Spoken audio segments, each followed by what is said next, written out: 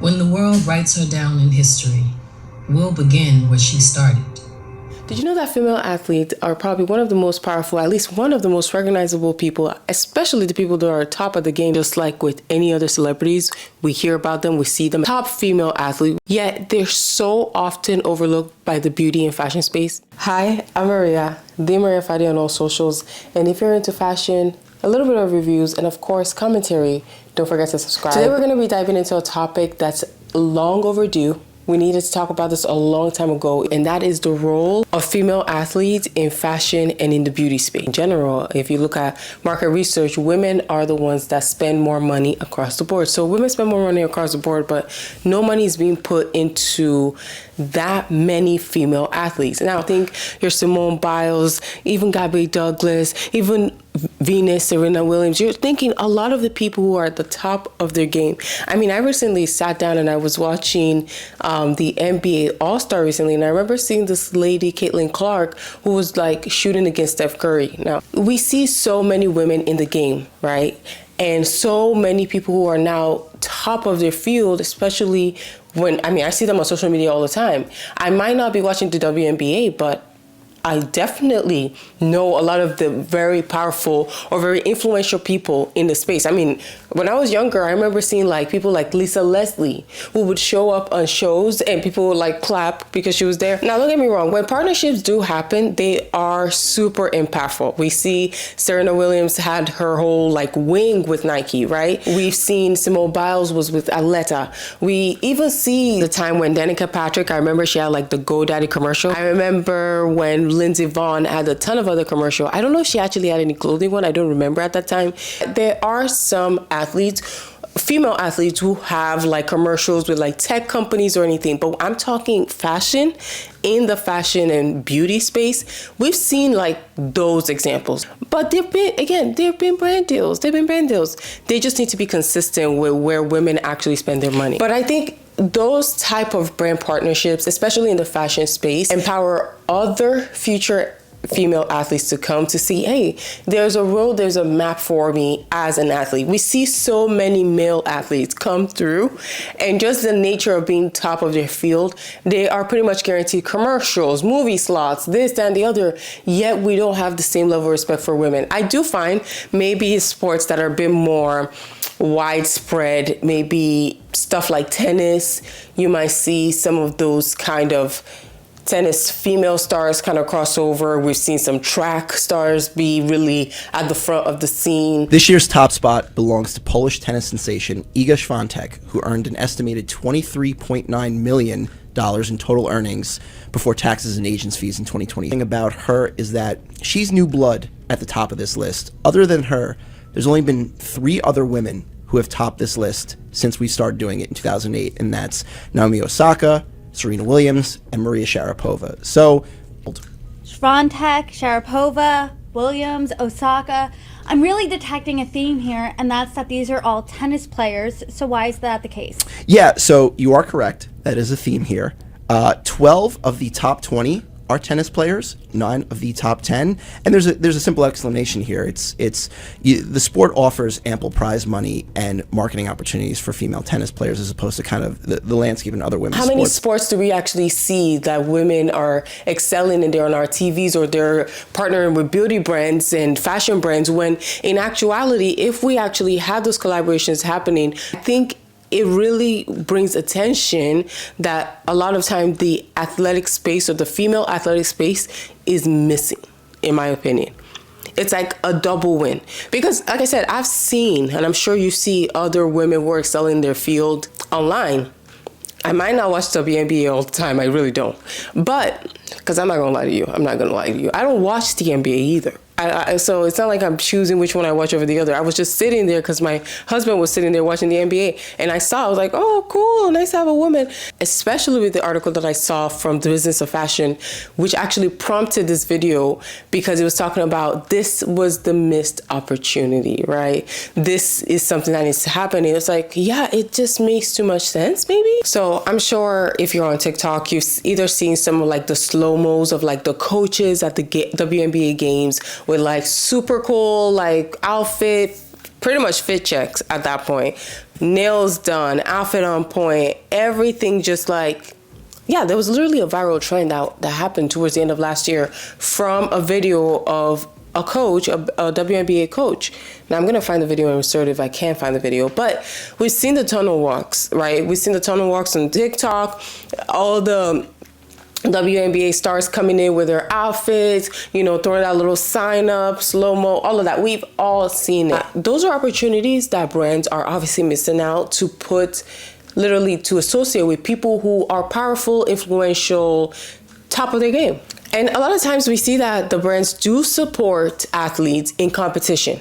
Obviously, sponsored clothing with the, we have the Nikes, the Adidas, all of them sponsored during the competition. That's good, but that's not enough, especially in the game or in the space where these women train so hard and, again, are at the top of their game. They should be getting some brand deals, just like all the other men who put their efforts and their best into their game get. Now, we're going to have the argument, men's sports bring in more revenue, but women spend more money. So why can't we make that end meet? Why can't we meet in the middle? I think it's an opportunity for the sports world to mesh well with the beauty and fashion world. These women obviously represent resilience and strength and, determination and beauty. I mean, at the end of the day, there is a form of beauty at being at the top of your sport, being recognized for doing something that you've always done, but in a monetary way, in brand affiliation. But now, I mentioned something earlier. Let's address a common argument that comes up with men versus women's sports, because I know somebody's going to go in my comment and talk about, yes, it's true, okay? Men's sports, more times than not, is clearly going to generate more revenue. That is where most of men's spending funds or spending power actually go to. Things like that. Sports would be one of the more discretionary things that men tend to spend their money on. But I think it's like, I don't know if it's even a chicken and egg thing. I think it's just like a lack of investment because, like I said, women have a lot of buying power. They buy a lot. I won't lie, I tend to buy more significantly than my husband does.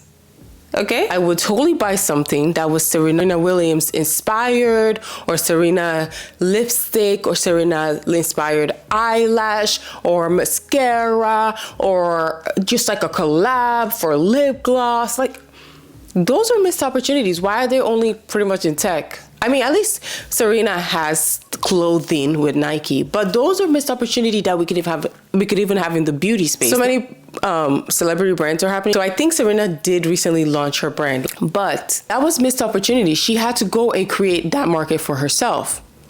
A lot of women who end up creating brands, which happens a lot, is due to the lack of getting brand deals. Like, you're like, you know what, if someone won't give me the brand deals, I'm just going to create my own brand and do it anyway. There just needs to be more investment when it comes to collaboration in women's spaces. Because, again, if there are collaborations that have to do with the daily common things that I use every day, and there is a female athlete associated with it, why wouldn't I buy it?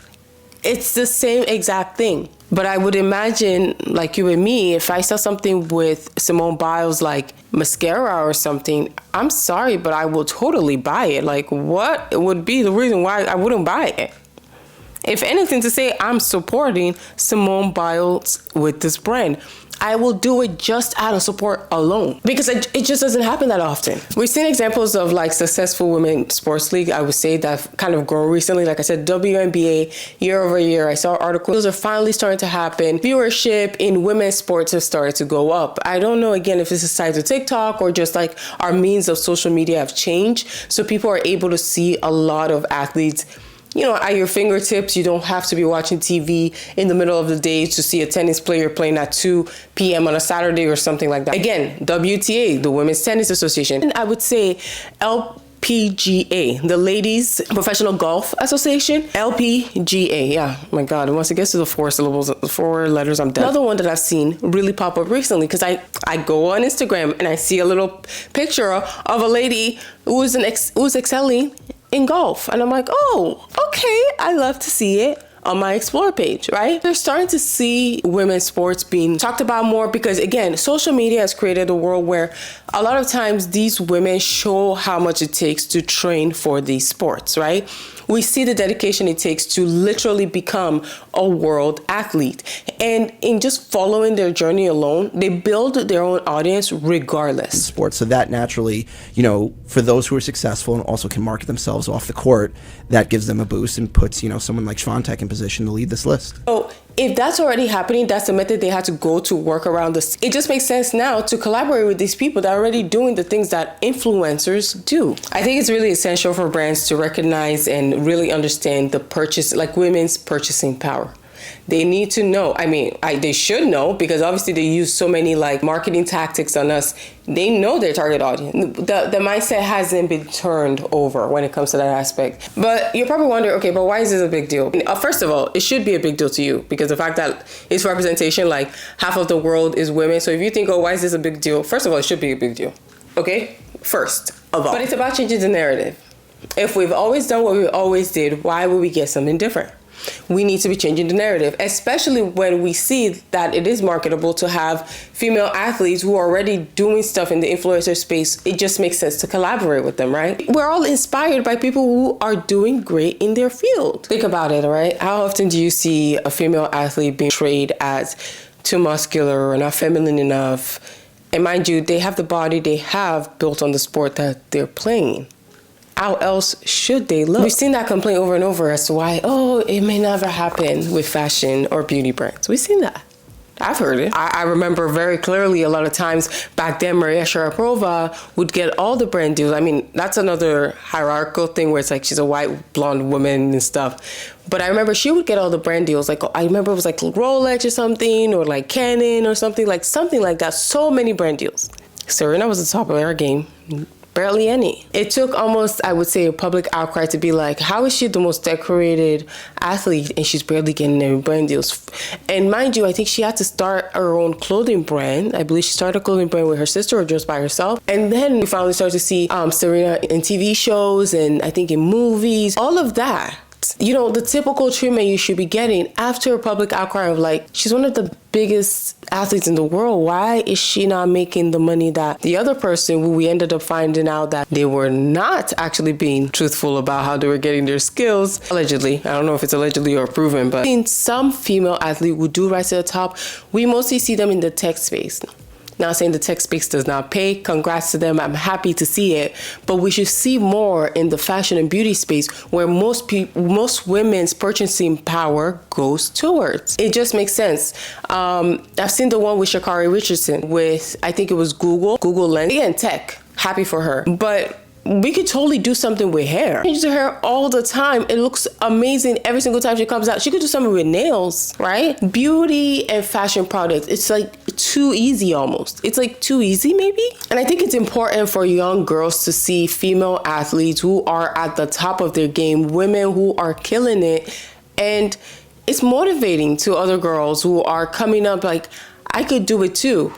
I could make a career out of this sport that I love and I excel in, just like every other man who does the same. Why wouldn't we want that legacy for the future? I think that can have such a profound effect on self-esteem, self-worth, aspirations. I think it's an unmatched level, not only money, but power that a lot of brands are actually leaving on the table, to be honest. By supporting women, you're not just celebrating them, you're not just actually putting them into a space of financial safety that every other male top athlete would get, but you're changing their lives, you're changing the game, you're just changing the future of what women's sports could look like. So obviously, a huge way that these sports and leagues drive revenue has to do with broadcast rights, and several of the women's leagues are in position where they're going to be able to renegotiate these and get better rates. Obviously, it's an opportune time to do that because if you go back a few years ago, the momentum wasn't quite there, but now it is. And this will put a lot of them in a position to earn, more on the league level or the sport level than they ever have before. With that being said, brands are starting to invest more and more. If you're okay, so what can I do? How can we even move forward? What is the next step supporting female athletes? celebrating their achievements, following their Instagrams, demanding more representation, just like this video, I guess. When you comment about someone that you want a brand to collab with, you could comment that you want this brand to work with this athlete. You could. If you think it aligns, they're listening. They are, or at least they see it. Maybe they might not listen, but they see it. To like it, subscribe it. Don't forget to heart it and make a comment. And so those things brand do watch. Those things brand do see. So when you see a female athlete being elevated on a social media platform, just a little like, just a little comment, a little heart goes a long way. Eventually, we can make a change. We've seen it many times when people will flood a comment tagging a brand or a company or a celebrity. It happens. We've seen it. The power of people, the power of the masses. Finally, share this video to spread awareness and start a conversation about supporting and celebrating female athletes in the beauty and fashion industry. And together, I honestly think we can make a difference. Don't you? But yeah, until next time, bye.